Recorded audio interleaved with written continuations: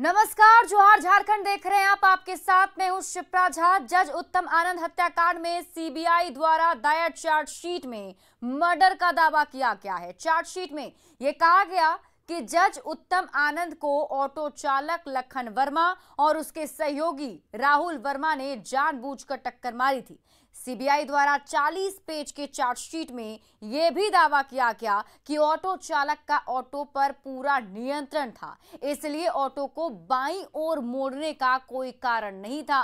CFSL की जांच में यह खुलासा हुआ है कि घटना के वक्त दोनों आरोपी नशे में नहीं थे।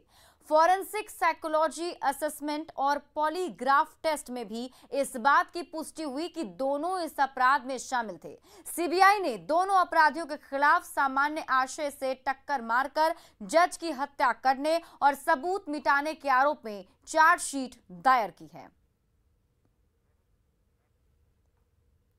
राजधानी रांची में लाइसेंसी हथियार से ऑर्केस्ट्रा में फायरिंग करने के मामले में रांची पुलिस ने कार्रवाई करते हुए फायरिंग करने वाले 2 लोगों को गिरफ्तार कर लिया है। वहीं हथियार भी जब्त कर लिए गए हैं।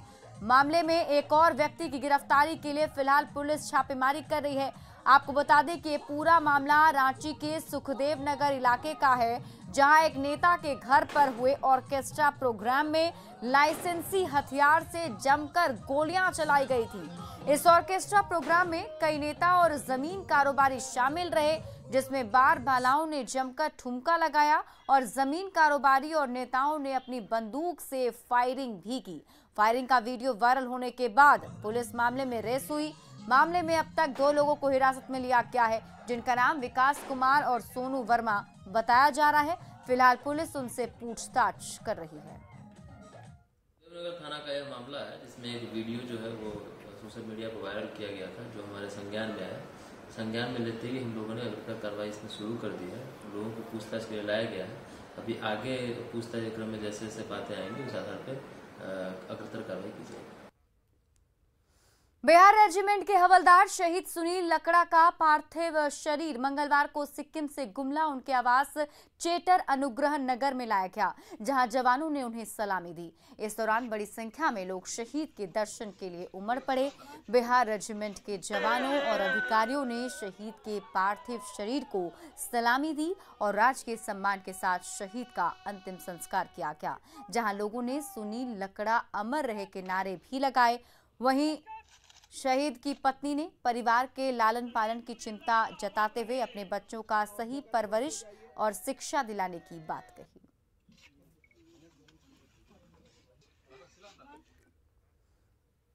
अवैध शराब तस्करी के खिलाफ चतरा पुलिस की कार्रवाई जारी है। तस्करों के खिलाफ 24 घंटे के भीतर पुलिस को दूसरी बड़ी सफलता हाथ लगी। वशिष्ठ नगर जोरी थाना पुलिस ने वाहन जांच अभियान के दौरान 50 पेटी अवैध देसी शराब की खेप को बरामद किया है। पुलिस ने सालवत फुटबॉल ग्राउंड के पास कार्रवाई की। पुलिस ने 4 तस्करों को गिरफ्तार किया। तस्करों के पास से स्कॉर्पियो और एक कार भी बरामद किया गया है। तस्कर बिहार में हो रहे पंचायत चुनाव में शराब खपाने के लिए भेज रहे थे। पुलिस ने सोमवार को भी 155 पेटी शराब के साथ 2 तस्करों को गिरफ्तार किया था।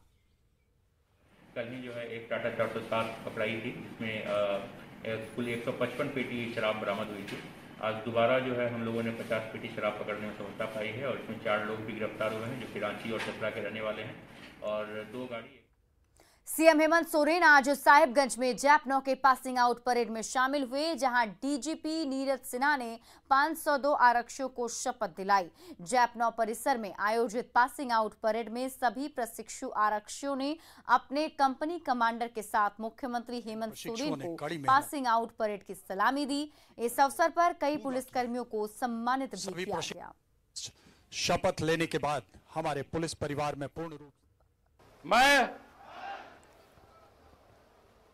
शपथ लेता हूं कि मुझे आचार नियमावली में आरक्षी कर्मियों के जो दायित्व और कर्तव्य हैं वे मुझे समझा दिए गए हैं और मैं उन्हें स्वीकार करता हूं। मैं शपथ लेता हूं कि सरकार और अपने वरीय तथा साथ काम करने वाले आरक्षी कर्मियों का विश्वास पात्र बना रहूंगा तथा अपने कर्तव्य का पालन ईमानदारी, परिश्रम, हर्ष और नम्रता के साथ करूंगा। पासिंग आउट परेड में गलवान घाटी में शहीद हुए कुंदन ओझा की पत्नी नम्रता कुमारी को भी नियुक्ति पत्र दिया गया। 16 जून 2020 को गलवान घाटी में चीनी सैनिकों के साथ लड़ाई में शहीद कुंदन ओझा शहीद हो गए थे। सीएम हेमंत सोरेन ने उनकी पत्नी नम्रता कुमारी को लिपिक पद के लिए नियुक्ति पत्र दिया है। इससे पूर्व राज्य सरकार की ओर से 10 लाख की सहायता राशि भी दे दी गई है। 2020 16 जून 2020 को शहीद हुए थे गलवान घाटी में, लेकिन सरकार ने मुझे 1.5 साल के बाद आज मुझे नियुक्ति प्रमाण पत्र मिला है हेमंत सोरेन के द्वारा। झारखंड कांग्रेस की बैठक को लेकर अध्यक्ष राजेश ठाकुर ने कहा कि हम लोगों ने अपनी रिपोर्ट सौंपी है कि सदस्यता अभियान को हम लोग शुरू करेंगे। साथ ही जन जागरण अभियान भी शुरू किया जाएगा, जिसके लिए प्रदेश कार्यालय में वार रूम की व्यवस्था की गई है। उस मद्देनजर है सदस्यता अभियान हमारा चल रहा है, उसको लेकर के बैठक है। तो बहुत सारी चीज़ें हैं एजेंडा में, तो उसको देखते हैं। हम लोग लगातार वैसे तो लगातार अपना कार्यक्रम करते रहते हैं। इस बार जो हमारी राष्ट्रीय अध्यक्षा आदरणीय श्रीमती सोनिया गांधी जी का जो निर्देश मिलेगा उसको अक्षरशः पालन करने का प्रयास करूंगा। इधर पूर्व केंद्रीय मंत्री और कांग्रेस नेता सुबोधकांत सहाय ने देवघर परिसदन में एक प्रेस वार्ता आयोजन किया, जिसमें केंद्र सरकार पर झारखंड के प्रति सौतेला रवैया अपनाने का आरोप लगाया। इसके अलावा झारखंड सरकार से भी आग्रह करते हुए कहा कि सरकार को रोजगार, कृषि और महंगाई भत्ता सहित अन्य मुद्दों पर विशेष रूप से काम करने की जरूरत है।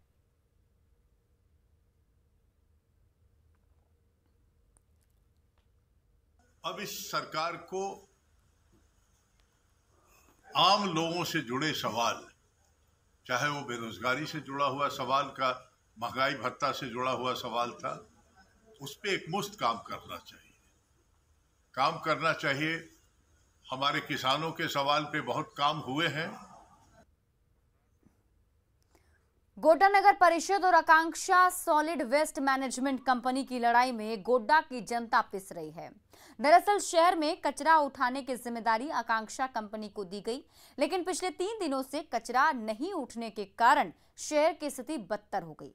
कंपनी की ओर से गोड्डा के धर्मोडी में सॉलिड वेस्ट मैनेजमेंट प्लांट लगाया गया है, जहां कचरे को रिसाइकिल किया जाएगा, लेकिन प्लांट पिछले 4 साल से ठप है।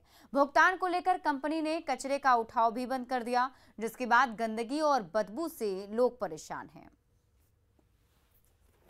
तो बोला गया है कि जितना भी बिल सबमिट किए हैं सब रिसीविंग किताब ले लाइए, और हम लोग सरकार से मांग भी किए हैं। अच्छा, आपने मांग किया है कि पैसा? हाँ। अध्यक्ष जी तो कह रहे हैं कि पैसा ही बकाया नहीं है तो नहीं देंगे। नहीं, उनका 40% मेरे पास कोई बकाया नहीं। सरकार को देखना चाहिए। हमने कई बार सरकार को लिखा है कि आकांक्षा वेस्ट मैनेजमेंट ढंग से काम नहीं कर रही है, इनको टाइट करने की आवश्यकता है। इनका जो काम है वो करते नहीं है। ये नाली का कचरा उठाने, तो वो जो 2.25 करोड़ रुपया कह रहे हैं वो नगर परिषद द्वारा उन्हें नहीं दिया जाएगा? नहीं, अगर नहीं बकाया है तो नहीं दिया जाएगा। नगर परिषद द्वारा दिया जाएगा, नहीं दिया जाएगा। कई बोलते हैं कि जो है आज लेबर नहीं आया, कभी संडे है, और आए दिन में बहुत बड़ी समस्या है। लोग ये इस बोल के रख रहे हैं कूड़ा कि यहाँ पर कूड़ा उठ जाएगा, इसलिए आप मना नहीं कर सकते। आपके घर के सामने भी अगर कूड़ादान है तो आप मना नहीं कर सकते ना, आप रख देना देते, क्योंकि रोज उठता है। अब उठना बंद हो जाए 5 दिन तो। पाकुड़ जिला आदिवासी बहुल जिला है। इस जिले में साक्षरता दर भी काफी कम है। ऐसे में छात्र छात्राओं के लिए बेहतर शिक्षा सुविधा उपलब्ध कराने के लिए जिला कल्याण विभाग की ओर से जिले भर में 20 बालक बालिका छात्रावास बनाए गए, जिससे जिले के साक्षरता दर में सुधार आए। लेकिन इन छात्रावासों की स्थिति काफी दयनीय है।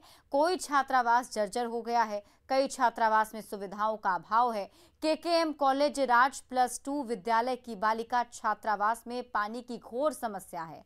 यहां रहने वाली छात्राओं को पीने की पानी लाने के लिए छात्रावास के बाहर जाना पड़ता है। ये समस्या गर्मी में काफी ज्यादा बढ़ जाती है। इस बालिका छात्रावास में ना कोई सीसीटीवी कैमरा है, ना ही कोई गार्ड की व्यवस्था है। 1 नंबर में तो पानी की दिक्कत मोटर भी हम लोग का भी ख़राब है। टैंकर का पानी जो आता है, एक ही टैंकर, वो भी उससे हम लोग होता ही है, फिर भी हम लोग काम चला लेते हैं उसी से। सेकंड में तो हम लोग का पानी हॉस्टल में पूरा छूता है पानी, मतलब बरसात के टाइम में तो रहने नहीं पाते हैं हम लोग। हॉस्टल का जर्जर अवस्था होने का मुख्य कारण है कि बहुत दिनों से जो मेंटेनेंस होना चाहिए, रिपेयरिंग वगैरह होना चाहिए, बहुत दिनों से नहीं हुआ है। तो जाहिर सी बात है, स्थितियाँ खराब है वर्तमान में। हटिया स्टेशन पर दिन हजारों यात्री पहुंच रहे हैं। ऐसे में जांच के दौरान संक्रमित यात्रियों का एक नया आंकड़ा सामने आ रहा है।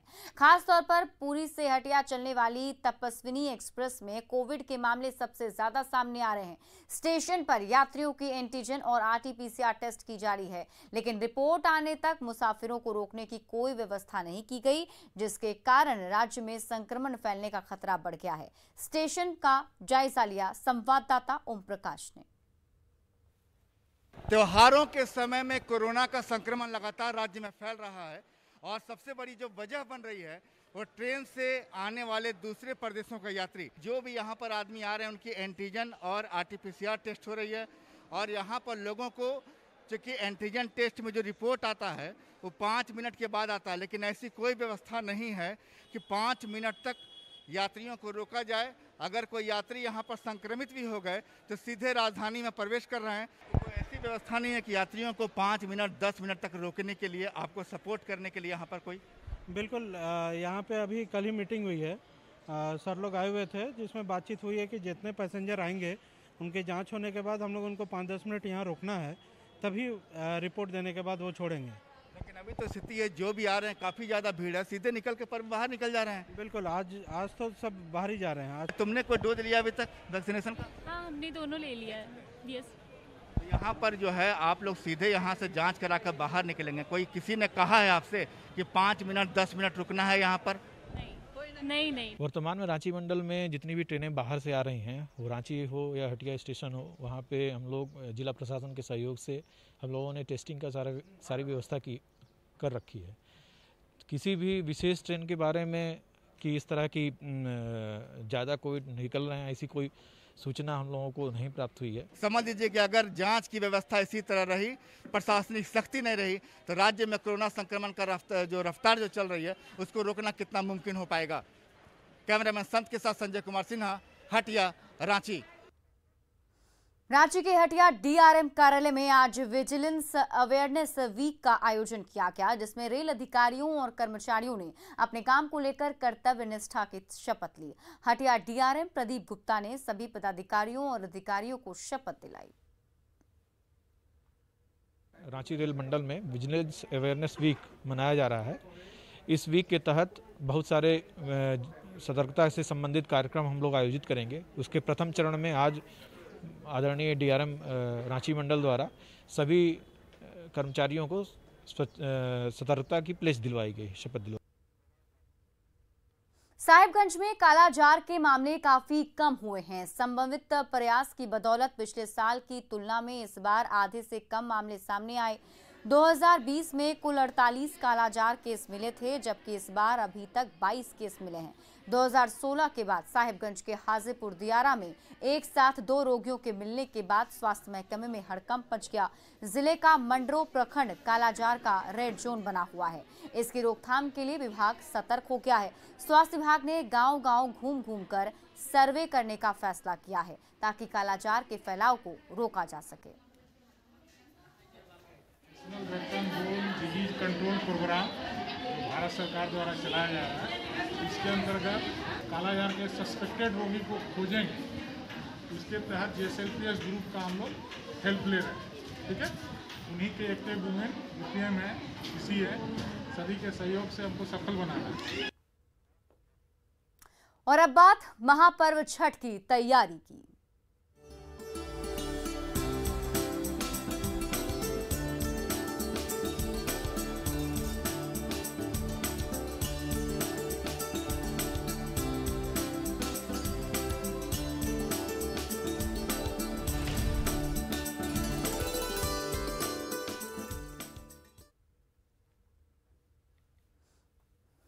देवघर के शिवगंगा को जिले का सबसे बड़ा छठ घाट माना जाता है।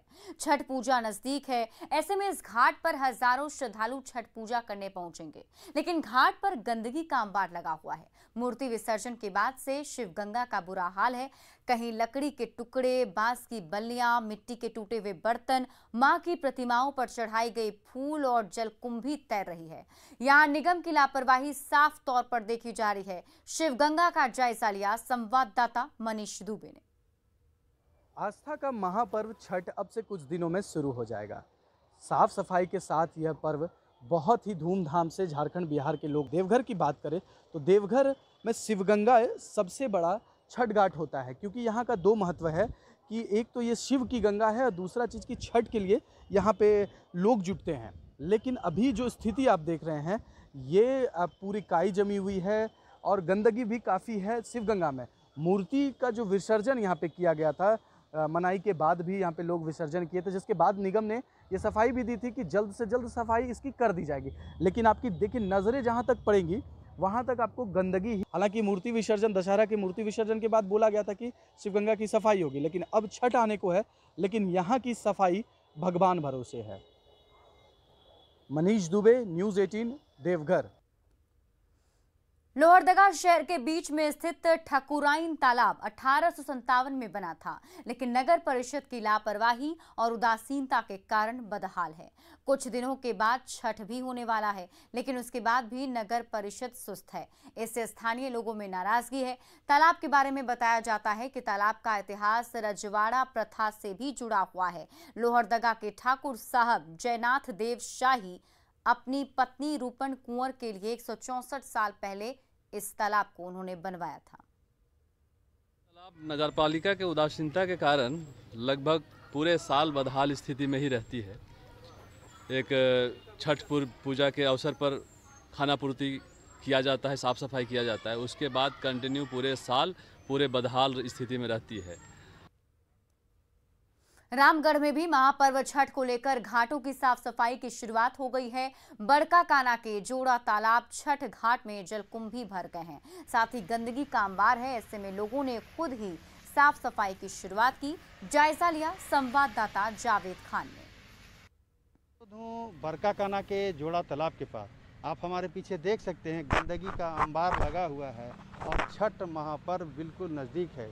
यहाँ की साफ सफाई की जिम्मेदारी रामगढ़ नगर परिषद पर है, लेकिन यहाँ के कुछ युवकों ने छठ महापर्व को देखते हुए साफ सफाई की शुरुआत कर दी है। आप देख सकते हैं हमारे पीछे कितना गंदगी यहाँ फैला हुआ है। ऐसे में छठ व्रतियों को काफ़ी परेशानी का सामना करना पड़ सकता है।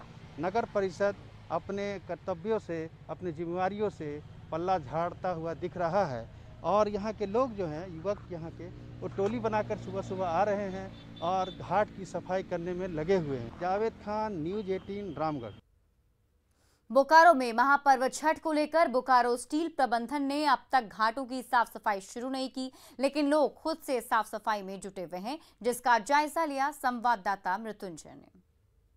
आस्था का महापर्व छठ की तैयारी शुरू हो चुकी है। हम खड़े हैं सेक्टर 3 के टूटेन गार्डन में। हम तस्वीर पहले आपको दिखाना चाहते हैं कि यहाँ लोग खुद से इसकी तैयारी में जुट गए हैं, क्योंकि जो छठ व्रती यहाँ छठ करेंगे उसको लेकर पूरी व्यवस्था अपने से खुद से करने में जुटी हुई है। लेकिन एक तस्वीर आपको दिखाना चाहते हैं कि पूर्व में जो छठ हुआ था वहाँ की तस्वीर आप थोड़ा सा गौर से देख लीजिए, क्योंकि साफ सफाई की व्यवस्था अभी तक यहाँ बोकारो स्टील के द्वारा शुरू नहीं की गई है, क्योंकि यहाँ पूरी जो टूटेन गार्डन का जो यह जो तालाब है यहाँ पर छठ मनाया जाता है और साफ सफाई भी बोकारो स्टील के द्वारा की जाती है। लेकिन वर्तमान स्थिति में यहाँ साफ सफाई की व्यवस्था शुरू नहीं की गई है। खुद से अपने घाट बना रहे हैं, छठ का साफ सफाई कर रहे हैं। लेकिन अभी तक बहुत गंदगी है। गंदगी बहुत, अभी काम चालू नहीं हुआ साफ का भी। मृत्युंजय कुमार, न्यूज़ 18, बोकारो। यूनिसेफ में नीदरलैंड और यूएसएआईडी की सरकार स्पॉन्सरशिप के तहत यूनिसेफ द्वारा लॉन्च किया गया ग्लोबल इंटरफेथ वॉश अलायंस अपने आप में खास तरह का पहला प्रयास है, जो ऐसी दुनिया बनाने में अपना सहयोग देगा जहां हर आदमी तक सुरक्षित पानी, सही सैनिटेशन और साफ सफाई की बेहतर पहुंच हो। दुनिया भर से हर तरह के धर्मों को मानने वाले इस प्रयास में सहयोग देने के लिए आगे आए हैं। ऋषिकेश में परमार्थ निकेतन आश्रम के आध्यात्मिक प्रमुख और इसके सह संस्थापक स्वामी चिदानंद सरस्वती ने मिशन पानी से गीवा के प्रयासों के बारे में बात की।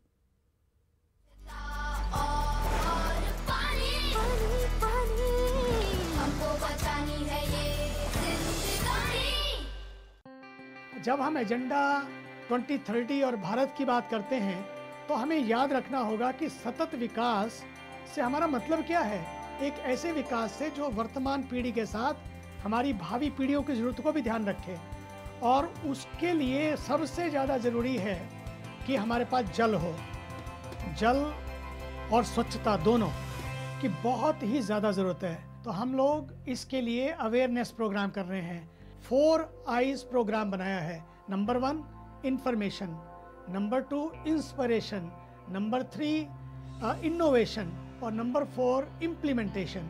इन 4 चीज़ों को लेकर हमने जल और स्वच्छता और सफाई की सुविधाओं सबके लिए, महिलाओं के लिए, लड़कियों के लिए, जिनको सबसे ज़्यादा सामना करना पड़ता है, उन सभी महिलाओं के लिए और लड़कियों के लिए हमने क्लासेस लगाई हैं। सच पूछिए तो उनको पता है पानी की क्या कीमत है। केवल पानी नहीं बल्कि पानी का पूरा असर उनके स्वास्थ्य पर पड़ता है, उनकी शिक्षा पर पड़ता है। जब सारा दिन पानी ढोते रहेंगे तो कैसे वो पढ़ाई कर सकेंगे, कैसे वो स्वस्थ रह सकेंगे। तो ग्लोबल इंटरफेथ वाश अलायंस और परमार्थ निकेतन इस दिशा में बहुत बड़ा काम कर रहा है। स्कूलों को जोड़कर, आंगनवाड़ियों को जोड़कर, आशा वर्कर्स को जोड़कर और समाज में जितनी संस्थाएं हैं उन सब को जोड़कर, क्योंकि पानी को बनाया तो नहीं जा सकता लेकिन पानी को बचाया तो जा सकता है। ये हमारी सबकी जिम्मेदारी होनी चाहिए। मेरा पानी मेरी जिम्मेदारी हो कि मैं अपने पानी को बचाऊंगा। स्वच्छता और पानी, पानी, पानी, हमको बचानी है ये जिंदगानी। और जोहार झारखंड के इस बुलेटिन में अभी के लिए बस इतना ही, लेकिन न्यूज़ 18 बिहार झारखंड पर खबरों का सिलसिला लगातार जारी।